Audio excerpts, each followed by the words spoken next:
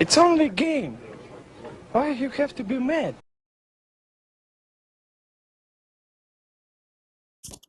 What is up, heroes of Dominion? My name is Charlie. This is Hero Wars Central, and today we've got the edited version of the Q&A live stream that took place yesterday, Sunday. I edited out all of the gaps. I edited off the gameplay, all the junk, and just did the questions from last week's Q&A YouTube video. So as you're watching through this video, please keep in mind that all the questions I got was from the live stream and from the comments from the previous Q&A video. So if you have a question that you'd like me to answer, either live on the next live stream or on a YouTube video, please go ahead and comment in this video, and we will get to it next week. I promise. A couple of things that I want to get into before the video starts.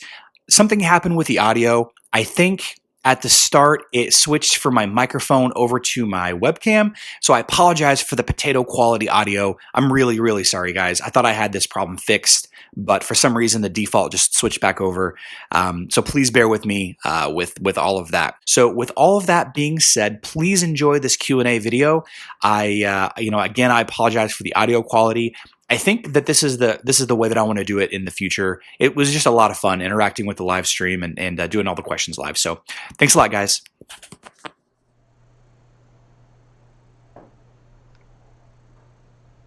Are we live? All right, guys. This is Charlie with Hero Wars Central, and today, instead of doing a video for Q&A episode 7 that I usually post on Sundays, the Q&A series where I answer 3 to 5 questions live on stream. Or I'm sorry, live live on YouTube, or on YouTube, I should say. I decided to just do this live stream instead. And then, so if this is your first time watching one of my videos or catching one of my streams, I like to do videos for new players for Hero Wars, talk about ways that I can help. And in today's video, we like to do Q&A on Sunday. So let's talk about Q&A, the questions that were asked in the last Q&A. That was number 6. And whenever I post this video to YouTube, as with all of my Q&A videos, go ahead and leave a question down in the comment section down below, and maybe next Sunday I'll get to your question. Actually, I think I might just do a live stream Q&A every Sunday. I think that might actually be funner. That way I can engage the audience a little bit more. Maybe I can get some of these YouTube subscribers to jump into the Twitch. And thanks, Rig Dog. Jump into the Twitch, and maybe we can get some creativity flowing back and forth. So let's go ahead and uncheck all of these. So Ellabella says, can we please start calling Bob teams bobsled teams? Sometimes that sounds funny. Bobsled teams. That's fantastic. Okay. Please make a video for pets and about the best pets for Kark. So I did a little pet video a little while ago, and I apologize, I can't pronounce this name. That's kind of tough. But I did a pet video a little while ago, and the best patron pet for Kark, in my opinion, is going to be Mara. The best team pet for Bob teams or bobsled teams. Thank you, Ella. The best team pet for Bob teams is going to be, in my opinion, Oliver. So Mara for the patron pet, and then Oliver for the team pet. Is there any benefit to push enemy back, like the first skill of King Mao or Lars? So Laurent V asks, is there any benefit to push the enemy team back? And there's a number of heroes that has this ability. One of my favorite heroes is Faceless, and he's got a skill, let's see, is it Power Throw? Yeah, it's Power Throw. Raises the nearest enemy above the ground, then drops them at the center of the enemy team. And what this effectively does, it pushes the second hero on the enemy team to the front, so that all of the attacking heroes on your team are attacking him instead of your tank. So Laurent V, yes, big time benefit, especially against heavy tank, very strong tanky teams like with Cleaver or maybe an Astaroth that you just can't get past. Question from the live stream. Do you still get the patron bonuses if you use a different pet in a team battle? So that's a great question. Yes. On the patrons for the pets, the way it works, or at least the way it was described to me, I'm not there yet, so I'm not sure. But the way it works is that every hero on your team can have a pet patroned to them. So, for example, Oliver has these active skills while he's your team's pet. But whenever you patron him to an individual hero, like I have him on my, I have him patroned to Astaroth here. Whatever you patron him to a specific hero, all they get, that hero on top of the team skills here gets the Violet skill as well. So the top teams are going to have 5 patroned heroes. So for example, on my Bob team, I'd probably have, you know, Oliver for my tank. I would do Mara for Kark. I would do probably Fenris for Faceless, and the rest I'm actually not sure. I'm actually not sure who would be good for Nebula. Weird. Oh yeah, there we go. Kane. Yeah, sorry, Kane. I guess Kane with his dodge is really the only one that you could get. Gains bonus energy for each successful dodge. So that'd be good. It's not great against Satori, but that would be good. So then, yeah, you can have, each hero can have its own patron pet, and then additionally, one of those 5 pets or a 6th pet can be the team pet that's active during the fight that gives you your passive skills. So I hope that answers your question. What is pure damage, and how does it differ from magical damage or physical damage? So Hadar 1991, great question. Pure damage is damage that ignores armor, it ignores magic defense, it ignores everything, it goes straight to the hero. If your hero does 1,000 damage physical damage, then armor would reduce it down by a percentage chunk. Additionally, same with magic damage. If you did magic damage, it would be reduced by magic defense. However, pure damage goes straight to the health of the hero. There is no reduction at all. You could dodge it. You could, the attack can be blinded so it can miss. But pure damage goes straight to the hero. Good question there. Okay, keep up the good work. I have a video on my channel of me completing one of them. So yeah, Cleveland Barclay actually has a video where he does get 10.6 thousand gems. And something that I've discovered since I posted this Q&A video is that there are different opportunities on the Android version of the game than there are on the Apple version of the game. The Apple version of the game is more about filling in surveys or buying a subscription package to something, whereas on Android it's more about playing through a game for a little while, which is kind of wonky. Kind of wonky to me, but that's fine. I don't do either one. I wouldn't recommend doing either one. James Hobbs asks, can you win with a hero that only has 2 or 3 stars? So that's a great question. A lot of people are really hesitant to use Nebula if you can't quite get her leveled up, because her soul stones are so hard to get, and you get her soul stones from the Guild War Merchant, and you need to have a silver capable guild for her to show up. Of course, here on Facebook, you get her a slightly different way, but unless you have a guild that's of silver level or higher, you're gonna have a hard time getting to, whoops, wrong one there. And I clicked on the wrong one again. Yeah, you're gonna have a hard time getting to absolute star with Nebula. So from what I understand, getting star level on a hero doesn't increase your stats by as much as people think. And even at a low star level, heroes can be effective. So while I probably wouldn't recommend using a tank or a damage dealer that you couldn't get to absolute star, using a support hero like Nebula I think is absolutely okay. I think it's absolutely okay. So I hope that, James, I hope that answers your question. Yeah, Rank Dog, you're absolutely right. You can get Nebscone from the Titan Warrior scroll. So on mobile, it's actually it's part of the Guild War vendor, just like Ziri and Jew. So John Mitchell asks, is it possible to spend Guild War trophies in the mobile app? And yes, there is. What you have to do, you know what, let me just plug this in and show you what I mean. And this is something that actually took me a long time to find out myself. There we go. So on the mobile version of the game, you go to Guild, and then you go to Competitions, and then you click on Details, and then the Guild War Merchant on mobile is right here. And then, as you can see, this is where you buy the skins. This is where you buy the heroes, Ziri, Kark, Nebula, and Ju. So you get items like your boosters, your Titan potions, your chests, avatar frames and avatars, and then this is where you exchange your trophies down. So AOV, I hope I'm pronouncing your name correctly. The tower enemies are going to be based roughly on your team level, and your team level is this level up here in the top left-hand corner. Whoops, this right here. So if I were to go into the tower right now, the average level of the enemies are going to be level 126, and if your heroes aren't leveled up to 126, then you're going to have a harder time. They're going to be much higher level than your heroes. So I believe it's an average of 5 levels, but I think it could be up to 10 levels more. Of course, once you get to the max level, they cap out at 130. So the short answer is they're an average. They're in a range of your team level.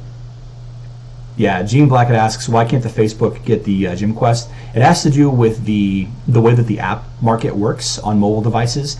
They a big part of developing a game or any application on a mobile platform like the iPhone or an Android phone is advertising. A lot of the games, such as this one, have to have an advertising component when they're free to play. Now the Facebook version has all of Facebook advertising, all of the Facebook stuff that's around it that pops up on the right side over here on the screen. If you can see that, advertising to you constantly to try other apps. So on the mobile version, they don't have a sideboard like this, suggesting you try out these games right here and telling you what games your friends and family are playing. So they have to have a way to advertise advertise something in order for the game to make money, and more often than not, the advertisements are other games. But so that's why. It all has to do with the way things are advertised. If you don't have Martha, what healer would you use? Chi Guy asks, if you don't have Martha, what healer would you use? If you have Thea, you need to have teams that have a little bit of defensive capability. So Thea would work on my Bob team because Kark has the ability to he's got this this damage block, and he gives a little bit of heal. Let's see, survival factor. Yeah, he gets a little bit of heal. Same thing with Faceless. His ability to mimic Kark oftentimes will give him a little bit of health back. So if you want Thea heals quicker but less healing overall. So if you paired Thea and Celeste, that'd be pretty good. You could do Thea and Celeste, and you'd have a pretty solid team. Thea with the silence is pretty effective, and Celeste is a great single target healer, one of the better in the game if you can control her. So I hope that answers your question. Dorian is very strong if you have access to him, but Dorian depends more on positioning than the other healers. Talon Ghoul asks, how can I get Martha? Well, the only way, as of the recording of this video, to get Martha is to get her in the heroic chest daily. There will be, and there has been, plenty of opportunities through special events to get her. If you're on Facebook, you can get the day 28 chest to get her soul stones. If you're not on Facebook, then you're gonna have to rely on luck from the chest or a special event coming through that pop up. David asks, are there any equipment fragments that are simply never used and can be sold without concern? You might need them later or to bring up a new hero. Also, is there any tips or tricks on farming equipment? So to answer your first question, once you have all of your heroes to green, maybe green +1, maybe blue. I probably wouldn't do it until blue. Once you get to blue rank, you could probably sell blue rank on all of your heroes. You could probably sell those items for gold. Let's see. I'll go ahead and show you here. The steel pauldrons you can sell for a little bit of gold, or you can go into the guild exchange and exchange them for items. Right? So you can do that.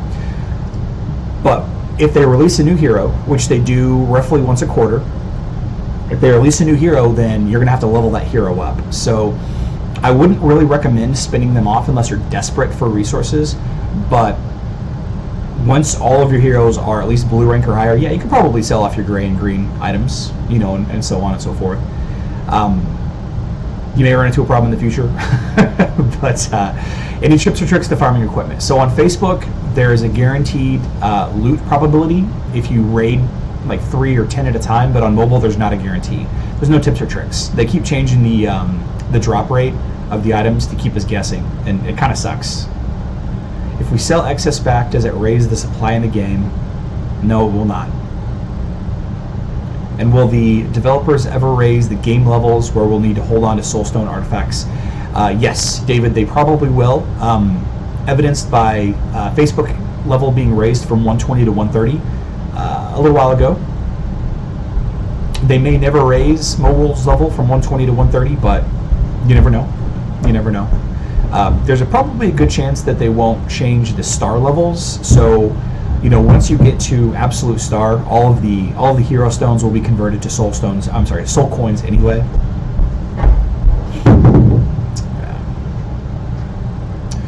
And then David again asks, if you're a free player, is it better to maximize your default skin first or save up your coins to buy a targeted skin extra fast?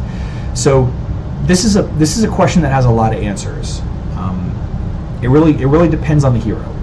And what I mean by that is, take Astaroth for example. Astaroth's skins, his default skin is strength, and strength adds health and physical attack. Now the health will help him because he's a tank. The physical attack does not help Astaroth at all. All of his skills are based on magic attack. Well, I guess he only has 2 skills based on magic attack. And his physical attack helps with his basic damage, but in the case of Astaroth, you want to get the barbarian skin, his armor skin, as soon as possible. As soon as possible. Conversely, Nebula, her agility skin may be the most effective. May not be. Still might be physical attack. Agility gives her, let's see, agility gives her 1 armor and 3 points of physical attack. So her ability, her main ability that everybody cares about is this equilibrium. You know, in that case, it might actually be better just to focus on the original stat. I'm sorry, the original skin. Kark is another one, another special case. Any damage dealing hero that has an armor or magic penetration skin, you're going to want to focus on that one first. You're going to want to focus on that one first. And the reason for it is, you know, the penetration stats allow them to do more damage. The physical attack skins, if they have one, the agility skins or the strength skins, if they have one, will add to the total damage overall. But without having penetration, magic, or armor penetration, your hero's going to do less damage than if you maxed out the physical attack skins. So, hope that answers that question. Let's talk about Daniel Carino's questions here. What are the meaning of all of the colors of the damage numbers? So you started into this and you got most of them correct. Orange is physical damage, purple is magical damage, green is heal. Some other colors that King Mao skill does. So let's take a look at King Mao. It might be this one where she's doing percentage-based damage. There are some heroes in the game that do percentage-based damage, not affected by armor, not affected by anything. This just deals a flat 10.1 or 10.2. You can see here percent damage based on the current health. Could be that one. But yeah, orange is physical damage, purple is magical damage, green is heal, white is pure damage, and then King Mao might be percentage level. His next question is, how does energy build up? I sometimes use less heroes, like 2 or 3 in old levels, and I realize the energy bar fills up fast. So I'm going to do a whole video based on energy gain, because it's kind of a confusing little thing. But what I will show you is a neat little graph that Tim put together. Tim from the Hero Wars GOAT group on Facebook. Neurodrain asks, how often do they rework trash heroes like the Monkey and Marcus? Question from the live stream. So they don't do it very often because people don't want to, people get real upset when they when they invest in heroes that don't end up staying the same. But it feels like roughly once a quarter they'll rework a hero, and roughly once a quarter they'll add a hero, if that makes sense. They reworked Lian And then earlier this fall they did the or maybe it was the summer, they did the Galahad change on mobile. Of course, that change has been in effect for a while. So the way it works with energy gain, and what happens is if you're using a lower level hero, then you're going to gain more energy, because you gain energy the more percentage. You gain 1% per percentage of your health lost. So if somebody hits me and I lose 1% of my health, then I gain 1 energy. But if I'm losing 20% of my health, then I'm gaining 20 energy. Additionally, if you can get a killing blow on an enemy with a skill or a basic attack, you gain 30% or 300 energy. So whenever you ask, you use less heroes, and you realize the energy bar fills up faster. It's not because you're using fewer heroes in the fight. It's because you're fighting lower level enemies that you're doing tons of damage to really fast. So that's why Kira and any hero that can like AOE down, area of effect to damage down groups of enemies like Kira or Krista. If you kill multiple heroes in one shot, then your energy bar is going to fill up again really fast. So hope that answers that question. Next question: what does activate the green or blue skills? It's completely random. Some skills are based on triggers. Most of the time, this is completely random. Completely random. So I'm not sure off the top of my head of any heroes that have.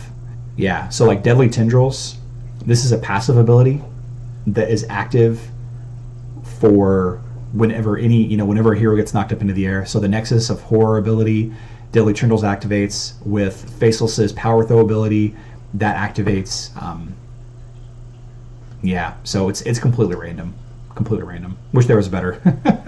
Wish there was a better one. But he goes on to say, of course, aside from specific cases when it's established, like this skill is used when the hero is in a bad mood, or Aurora slaps Galahad in the face for 3 seconds when she catches him staring at Celeste's cleavage. Who hasn't been caught staring at Celeste's cleavage? That was a little weird for me to say.